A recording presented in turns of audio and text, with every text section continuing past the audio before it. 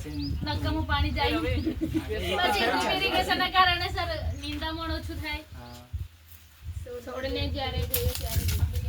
છોડના મૂળમાં મળે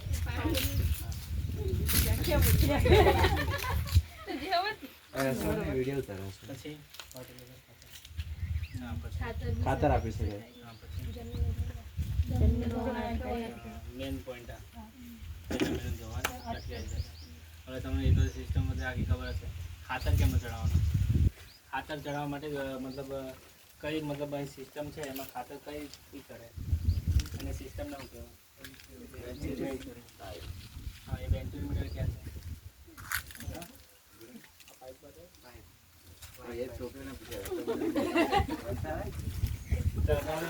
બધું ખબર છે તો બી મેં એક વખત સમજાવી દો દેખો જ્યારે આપણે મેન જે સ્ત્રોત છે આપણો કૂવો છે આ પાછળ આ એક કૂવો એક પેલો પથડ્યો કૂવો અને 2 બોર છે આપણે તો પણ આપણે એક કૂવાનું પાણી તાળ રાખીએ છીએ ત્યાંથી મેન લાઇનમાંથી આ મેન લાઇન કહેવાય આમાં જે પાણી આવે આ પાણી અહીં જાય અહીં આ ફિલ્ટર કહેવાય આ દેખી લો આ ફિલ્ટર આ ફિલ્ટરમાંથી મતલબ ગળાઈને આગળ જે આમ આવે પાણી ઉપર એટલે ઉપર અને આ જે છે ને ડ્રમમાં રેતી ભરેલી છે રેતી આપણે તમે વિજ્ઞાન ટેકનોલોજીમાં 5મા ધોરણમાં પ્રયોગ કર્યો હશે 5મા કે 8મા ધોરણમાં કરેલો કે નહીં કર્યો કે પાણી ચોખ્ખું થાય એમાંથી રેતી પાણી જશે એટલે રેતી ફર કરશે રેતીનો બદલાવ આપણે 6 થી 8 મહિના આપણે કરી નાખવો પડે કારણ કે રેતી ફર કરે રેતીનું બી ધોવાણ થાય તો એ બી એને મતલબ જીવી થઈ જાય એટલે આપણે એને બદલી નાખવી પડે ત્યાંથી પછી ચોખ્ખું પાણી થાય પછી આમાં આવે આમાંથી આવીને અહીં આવે આ પાણી આ જે લાઈન આખી સિસ્ટમ છે અહીં જો આપણે ખાતરને ચડાવવું હોય આ બધું હા ચડાવી બધું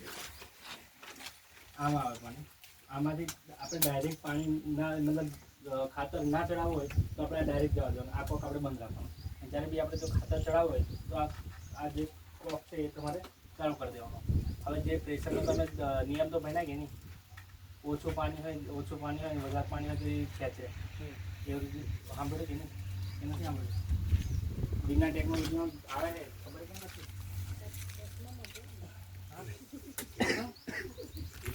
હા તો ચાલો તમે મને એ કહો આ ખાતરમાં જે ખાતર ચડે તો અહીંથી તો પાણી અહીંથી જાય તો ખાતર કેમનું ચડશે પાણી ત્યાં તો પ્રેશર હશે ને તો દબાણ મળતું હશે ને એને ખેંચવાનું હા એટલે પાણી જે જોરથી થાય એનાથી આને દબાણ મળે મતલબ ખાતરનું દબાણ મળે એટલે મતલબ પાણી અહીંથી જાય ને આ પ્રેશર આવે આ જે પ્રેશર છે ને 1 થી 2 ની વચ્ચે હોય છે મતલબ મોટર તમારી વાઇઝ જો મોટર જે હાઈ એચપીની હોય છે તો એ રીતના ઉપર જાય છે પણ મોસ્ટ ઓફ તો 2 સુધી હોય છે 2 kg પર સેન્ટીમીટર હોય છે પછી અહીંથી તમારે જે આમાં જે આ જે છે ને અહીંથી તમારે પાણી બધે સપ્લાય થાય આપણે અહીં જમીન કેટલી 20 હેક્ટર એટલે વીઘામાં કેટલી 20 હેક્ટર એટલે વીઘામાં કેટલી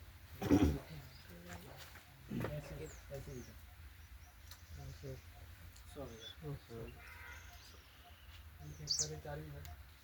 તમારે 4 અમારે 5 અમારે આ બાજુ દેખો 1 એકર એટલે 2 વીઘા થાય પ્રમાણે થાય છે ઉત્તર ગુજરાતમાં તમે જાઓ તો તમારે 2 વીઘા કે 2.5 વીઘા 1 એકર થાય છે એ રીતના મતલબ અલગ અલગ યોજના હોય છે આવા ડ્રીપ ઇરિગેશન સિસ્ટમમાં મને પૂછ્યું છે મને એક બાગાયત ખાતામાંથી આપણે એગ્રીકલ્ચર ખાતામાંથી બાગાયત ખાતામાં ક્યારે આવ્યો હતો 1991 નાનું રિનોવેશન 2025 તારીખ 1 આજે સેન્ટર ઓફ એક્સલન્સ છે કોના અંદરમાં આવે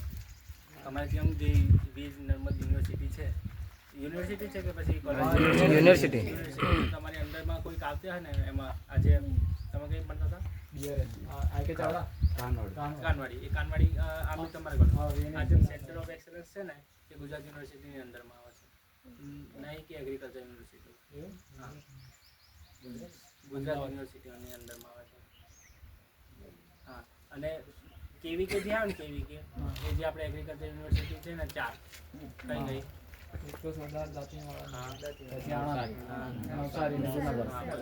જે કેવીકે હોય ને કેવીકે એ એની અંદરમાં આવે છે. જે આપણે વડરાળ છે વડરાળ સાંભળ્યું ને ત્યાં હાનું સેન્ટર છે કેળાનું હા વેજીટેબલ ખાલી વેજીટેબલ કેટલા કેળા હા, એટલા જ. હા અને નવસારીમાં તમારે કઈ બધું ફૂલોનો ફ્લોરિકલ ફ્લોરિકલ જે કયું છે આપણે કુકમાં ના કોકમાં તો પોરબંદરમાં ના કોકમાં તો કચ્છ કચ્છમાં છે. હા, એક ખારેકનો છે કયું છે જે ગામ કયું ચણવાય ને ચણવાઈ હા પછી મહેસાણામાં આવ્યું છે સુનસી જે સિટ્રસનું છે સિટ્રસ અને વેજીટેબલ એમ ટોટલ 8 આપણે સેન્ટર ઓફ એક્સલન્સ છે ગુજરાતમાં. હા? આપણે તલાલા. તલાલા. આંબા હા. પછી કોને બીજું પૂછો કઈ એમાં આ કેટલા સમય ચાલે શું પાણી કેટલા દિવસે આપે એ તો દિવસ આપણે પાકની જેમ જરૂર હોય એવા આપણે સપ્લાય કરીએ કેટલા સમય ચાલવા હતા પગમાં દેખો ધારો કે આપણે જે ધારો કે એક લાઈન છે એક લાઈનમાં આપણે પાણી છોડવું છે ટપક ટપક થાય એટલે દિવસમાં તમે 2 કલાક ચાલુ રાખો ને તો તમારે આખા છોડને પાણી મળી જાય 2 કલાક દિવસમાં દરરોજ પછી જો ચોમાસું હોય તો દરરોજ ના ચાલુ રખાય એ તો એટલી તો બુદ્ધિ હોય આપણે પછી ઉનાળામાં તમારે દરરોજ કન્ટિન્યુ 2 કે 3 કલાક તમારે ચાલુ જેમ પ્લાન્ટને જરૂરી હોય તેમ પણ તમારે બાજુ આપણે લેબર કોસ્ટ કાપીએ અને બીજી ઇલેક્ટ્રિસિટી બંને સરભર સરભર થઈ જાય ને પણ તમારે જે લેબર વાળું છે એ તમારે લગાવવા પડે ને માણસો અને આમાં તમે એકથી તમે આખા 100 વીઘામાં તમે લગાવી શકો ને આપણે પાણીની ખેંચ પડે ને ઉનાળામાં તો ખેંચ પડે નહીં ગમે તો અહીંથી જો અહીંથી એક હંગાત બધામાં ચાલુ કરી દે તો હેલું ના પડે અને એટલી લેબર કોસ્ટ જે તમે લેબર કોસ્ટ ગણવા જાવશો તો એ ગલત છે મતલબ લેબર કોસ્ટ વધી જાય પાણી છૂટું મારવાનું તમે જ ફાયદા કીધા એના મેં તો કીધા નહીં હા તો એટલો જે તમે જમીન ધોવાનું કહો છો કે તમે ફર્ટિલાઇઝર ડાયરેક્ટ ના મળે કે દવા ના મળે ને એ છે એટલા માટે આપણે ડ્રીપ ઇરિગેશન સિસ્ટમ લગાવવી જરૂરી છે. તમારે લગભગ મેં ખબર છે તો સુધી 1 હેક્ટરમાં 30,000 તમારે ભરવા પડે છે આટલું મને ખબર છે. પછી હવે એસટી એસસી નું બીસી એ પ્રમાણે અલગ અલગ મળે છે. સર અમે 2 પ્રકારની આવે ને ઇનલેટ ને આઉટલેટ ડ્રીપમાં એટલે મતલબ બહાર રહીને અંદર ને એવું કહો છો હા. હા એ આવે છે પણ આપણે અંદર નહીં છે આઉટલેટ કેવું ઇનલેટ કહેવાય ઇનલાઈન ઓનલાઈન આવશે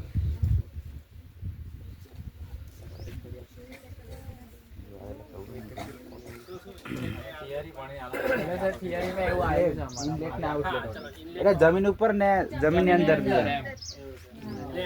આ ડ્રીપ કે પછી આ પેલી આપણે drip. આ ડ્રીપ ને હા, આ નહીં. આ ને આ તો ઇરિગેશન આ તો મારે જ મારે જ આવે આવે પણ મારે જ આ આવે. પછી આમ જાય ને outline કરીને. આપણે ઇનલેટ અંદર બધું છે ને એટલા માટે હા અને આઉટલેટ એટલે બહાર આવે આઉટલેટ એટલે તમારે જે પાઇપ હોય ને જે આપણે અંદર ડાબેલી છે એની જગ્યાએ બહાર રાખી બહાર દે એમ એટલું મને ખબર પડે એમાં બીજું કઈ પ્રશ્ન પૂછો તમે અને ડ્રીપ ઇરિગેશન સિસ્ટમ તમારા ખેતરમાં તો મેં કહું તો ફરજિયાત લગાવવી જોઈએ ભવિષ્ય માટે આપણે તો હવે પાણી વાપરીને તો જતા રહેવાના પણ ભવિષ્યમાં આપણે બહુ સારું જનરેશન નવી જનરેશન એટલા માટે અને કેવું ને કંઈ કેવું છે તને આવો માર્કેટ બધા જો સમજો સહાય ક્યાંથી લઈ શકે એમ કે ને આ આવી ફિલ્ટર જ છે હા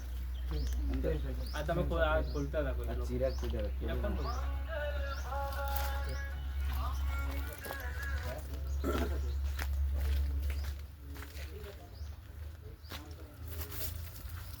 અહીં ડ્રીપ ઇરિગેશનનું પાણી આ કૂવા દ્વારા લેવામાં આવે છે જે આપ જોઈ શકો છો કૂવો છે કાયમ ચાલુ જ હોય છે અને આ બાગાયતી ખાણું છે ખાતું 1956થી આ બાગાયતી ખાતું જે ચાલુ છે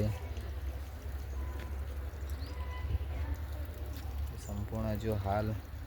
1 જ વર્ષ ચાલુ છે થયા છે અત્યારે કન્ટિન્યુ ચાલુ છે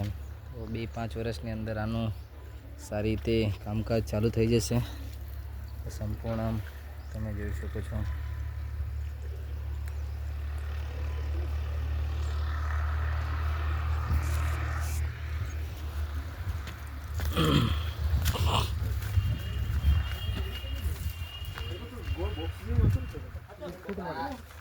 એટલે હું બોક્સ જેવું મતલબ ટાંકી જેવું હોય ને તો હા તો બીજો કોઈ પ્રશ્ન તો જાતે લખી નાખજો લખી નાખવું પડશે તમારે કે હમણાં શીખાય એ તમારી જિમ્મેદારી. એક ફોટા તમે જે મને તૈયાર છે સામાન તો પડે દેખો